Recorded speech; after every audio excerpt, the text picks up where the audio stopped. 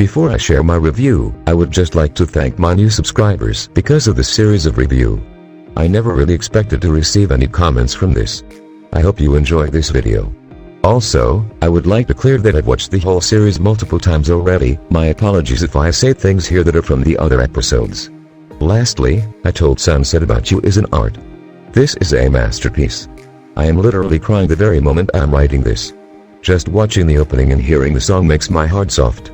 We all know how episode 2 ended, Tess milling O's hair with coconut oil, coconut that he hated. Coconut that stinks as per his earlier statements. But the episode 3 started with him alone with a coconut in their closed restaurant. The sexual awakening, I guess, is starting to grow stronger. Ter is actually sniffing, feeling and praising the coconut. And we all know that this is not because of the coconut itself, it's because of O. Timing is always perfect. Before Ted did anything crazy to the coconut, Una prayed for he needs to go to Japan, thank God. But when we thought that Ted was safe from Hun's eyes, Una turned his back and asked Ted if the coconut is not stinky anymore. And Ted said, it's kinda yummy. You mean the coconut? Or the person you remember with the coconut? Also, it is only during my rewatch that I noticed him asking Ted to clean the house for he will bring a Japanese friend home. Nezumi, how'd it be you? And when he left, Ted continued to put his face into the coconut. That's how much he loves O.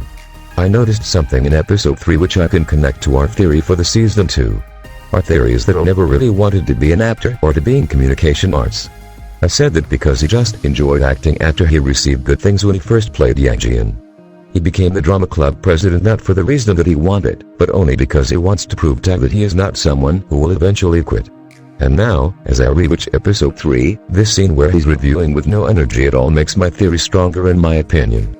But we don't know, maybe he's not just in the mood to study. I'll give him the benefit of the doubt. Then O received a message from Bess. Maybe O's just confused as at this moment. I mean, he got a promising relationship with Bess, but we all know how things are between him and Ted. So O just ended the conversation with Bess with the sweet dreams. He then posted an IG story saying it needs to wake up at 4 am, which was seen instantly by both Ted and Bess. Unexpectedly, Ted posted an IG story, too. A photo of O sleeping. How cute is that? Oh bless US. Hours later, O's alarm is already making a sound which he turns off, but a few seconds later, he heard another sound. It is TEH calling to wake him up for him to study.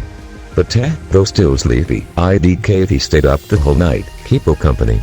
And to make sure that O won't fall asleep again. And to answer things whenever O's questions. Again, if that is not love, I don't know what is. Also, we have to remember that O couldn't get up as early as 4 before for Tieren's drawing practice, but look at him now. The next scene is actually one of my most favorites. It was shown that Ted is asking for Tieren's permission so he could go to O's place with his friends. When he said that this is actually his plan to make Tieren miss him, we got a glimpse of O's face. He's not jealous, is he? Lucky him, Hess not the only one who's jealous. As I said earlier, Ted couldn't wake up at 4 for Tieren. How is Tieren supposed to feel with that? So to compensate, Ted made a promise to Tieren. Will he be able to keep that? You all know the answer.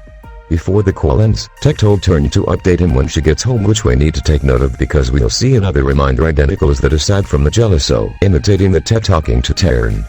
O then asked Ted what's that update for, and we heard the answer straight from Ted's mouth. Remember that answer. And why is this scene one of my favorites? Who doesn't have butterflies in their stomachs when Ted and O started taunting each other?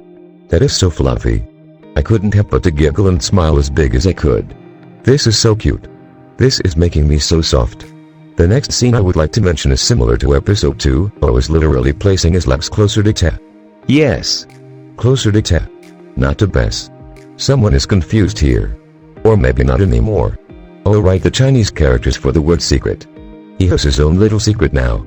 It's when we confirmed that it is now Ted who's in his heart.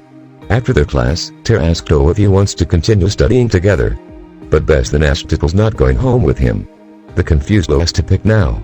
We all know he chose to go home with Bess, but also know how O keeps on looking back to Ter. The somehow busted Ter watches O as he walks away with Bess. O on the other hand, looks like he's already regretting the last decision he made until he received a message. TEH is asking him to update him when he gets home. And we all know what that means. Poor Bess. Let me love you instead. The following day, their scheduled day to go to O's resort. O welcomed them and appeared with garlands, which is not really needed, is what the concerned lover Bess said. But this is not where I felt the giddy feeling. It's when I went at the ended line for him to be able to sit next to O. Oh, bless us. Let's take a moment to appreciate the beauty of Panwa.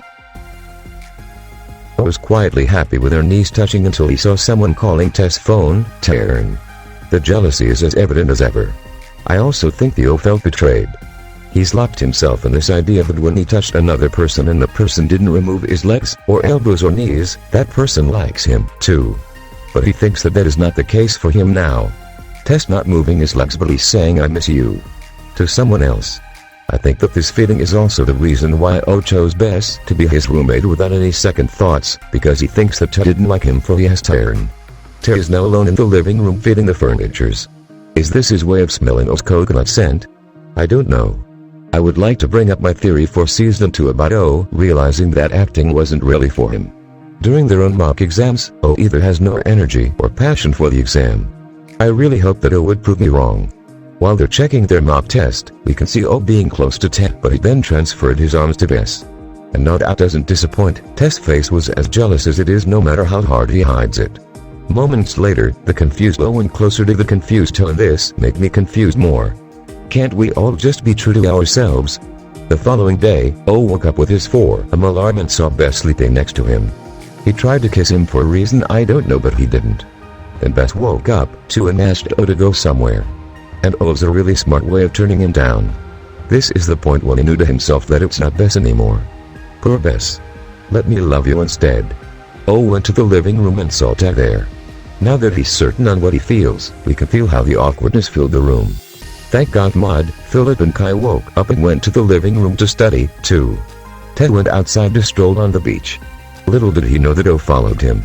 In the middle of their conversation, O asked Tess for a reward, so Tess gave O a flower and put it in his ears, and O did the same thing to Tess.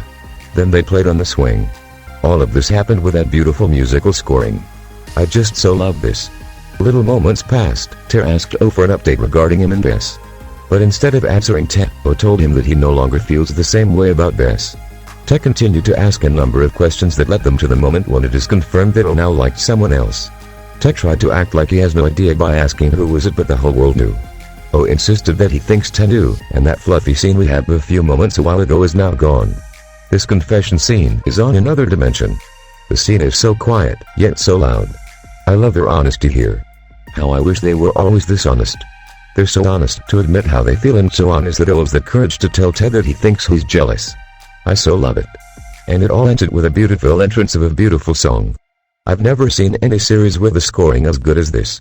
The next scene shows an excited Turnya waiting for Tess' message, and when it arrived, it's not the message she wished Ro received. Bothered Tess is what we saw on the next frames. Definitely missing O that he wants to talk to him and all that. What I loved about the scene is the sexual escalation we witnessed. Teh is definitely smelling, kissing and feeling O's test paper. How real is that? I won't say much, but that scene is crazy. Not Out Bangkok is one holiday production house. But as much as I love this scene, the next scene is what I love more, that I am crying while writing this. As Tess misses O, he went to their secret beach place. As destiny is on their favor, O went to the beach as well. But before all that, please let me appreciate how beautiful that place is. And it's presented to us with so beautiful scoring, cinematography and color grading. If this isn't perfect, bitch, this is perfect. The moment Tess saw O, he automatically walked towards him, and O mysteriously walks away. They keep on running, Tess following O and O making Tess follow him. This scene is crazy. I am bawling. I love how O is teasing Tess. And I love how Tess is longing for O. Until they just melted with other. I can't think of anything right now. This is a masterpiece. Even their small conversations are strong. Then they ride the motorcycle, while sharing the coconut juice with each other that Teh originally hates. I know I just keep on stating the obvious, but can any one of you think straight while watching Itsay? No liars please. Their moments in the shrine. This show is perfect. This is also when O made a promise to fulfill if he gets into communication arts faculty in his dream university, and spoilers alert. He did it in episode 5, and that's when I cried the most. When they are both running to the tip of Promthet Cave before sunset. I swear. Nada made me cry so hard in that scene. But back to episode 3, Tess asked O to try running that very moment, and they did. But before doing so, Ter asked O to start with his left foot. And we all know what that means. In the middle of their way to the Promthep Cape, O wants to give up already, but Ter won't let him. Do not quit just yet, O. Finally, with the help of each other, they're almost there. And it makes my heart aches to watch this now. Aside from the fact that the clouds are blocking the sun on this day, Tech promised to run with O on the actual day and O asked him to wear his uniform so they would be both wearing the same thing. To seal the promise, they took a selfie and posted on O's Instagram as a reminder so Tech won't forget it. And the face they make on the photo is as if they're walking into their university for the first time, so fucking happy face as Tess said. Imagine how euphoric that could have been. This scene is freaking sad now. Tech telling O to pass the exam so he could fulfill his promise. This is madness. Not out Bangkok, you're making me go crazy. The following scenes made us know Temur when he's telling stories to O about his childhood being always compared to his elder brother Loon. And his lines are heart-piercing. This is when it gave us a deeper reason why he wanted to do acting. It is when his mom said that he looks so much like Yang Jian, and his mom boasted about him being a celebrity when he grew up. He just wants his mom to be proud of him. But his dream to make his mom proud is what will hinder him in pursuing O later on. And just like O, I think many of us envied Ted for this. I mean, for a very young age back then, he already knew what he wants to become. He could narrate it very clearly scene by scene. It was also revealed that O didn't really know what he wanted to become until they became rivals. Ted is O's rival and inspiration. Suddenly, Ted sang a Chinese song and O asked him to translate the lyrics part by part. I am telling you, the power this scene possesses. I'm so into it. And the power became stronger when Ter asked O to sing for him to be able to translate more. And the translations. I can't be calm right now. But of course, the robot voice you're hearing is perfectly comp. This scene is just so magnificent. These very talented actors with a musical scoring matched with a beautiful scenery with a touch of an excellent direction, cinematography and color grading, I don't know what to say anymore. They ended this scene with Ter inviting O to watch Angie into their house. And just when I thought that we had the best out of this episode, Nada gave us more. From the both ends of the sofa, they started to move closer to each other. The tension is here. And what happened next is something I didn't expect. O started to touch Tess' legs and massage it. He caressed it with so much sensation. Ter allowed it and soon, he did it to O too. They are now caressing each other's legs. But that's it. So he came out of nowhere so they had to stop what they are doing. They both pretended that they're translating Yangjian. Somehow, this small scene is very relevant still for the translation for the male protagonist will be on the next scenes. So he then told O that it's really late already and that he should sleep there for that night as Hun is still out of the country. Upstairs, while O is taking a shower, Ter writes a lot of Chinese characters for the word male protagonist. Then, the tension is back. I don't know how to call this really, sexual awakening. Sexual escalation. I can really feel it. Commercial, I want to have what they're wearing. I want those sunrise and sunset shirts. O kissed Tess' arms and started to rub his face and head in it. The still confused Ted avoided it but he couldn't help himself, he touched O's legs. But don't you dare think that I felt horny in this because I do not. This is so pure. So innocent yet so sensual and intimate. I love it. O then asked O if there are two more protagonists. Will it be alright? This saddens me because I really think that it should not matter because love is love. It has no gender. It will always be alright. O started to sniff which we all know how that means. And TEH started to scrub his back as gentle as possible and I just went crazier than ever. And I'll just put the screenshots of what happened next because I can't find any words to give justice on how beautiful this scene is.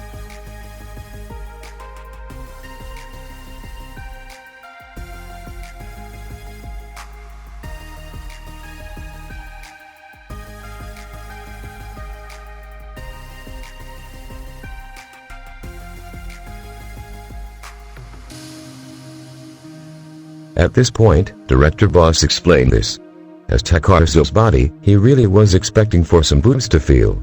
Maybe to prove what O said and how it feels as they talked about it in the second episode. But there was none. That's when he realized that O really is a guy and that he's still confused of his sexuality. He never thought that he would actually like a guy too. So he stopped. O then tried to kiss him but he refused and redirected his face away to O's. Then Te left O alone in his room. Confused. Sad. Then fade out to black. Not out Bangkok, I have no words.